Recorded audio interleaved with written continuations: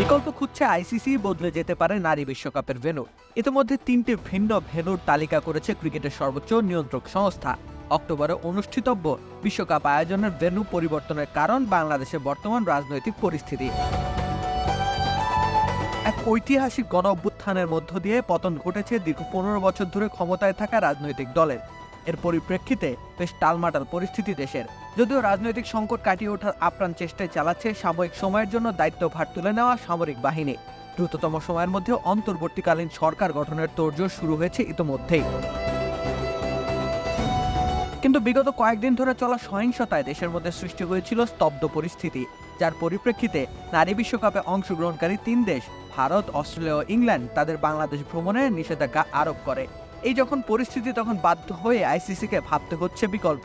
যদিও সংকট কেটে গেলে মত বদলে যাওয়ার সম্ভাবনাও রয়েছে। প্রাথমিকভাবে বিকল্প হিসেবে ধরা হয়েছে 3 দেশকে। ভারতে আয়োজনের ক্ষেত্রে পাকিস্তানি ক্রিকেটারদের ভিসা জটিলতার মধ্য দিয়ে যাওয়ার আশঙ্কা রয়েছে, যেহেতু হাতে খুব বেশি সময় বাকি নেই। অন্যদিকে অক্টোবর জুড়ে শ্রীলঙ্কাতে হতে পারে বৃষ্টি, সেটাও দ্বিধার কারণ সৃষ্টি করেছে। এছাড়া তৃতীয় বিকল্প হিসেবে রয়েছে সংযুক্ত আরব আমিরাত।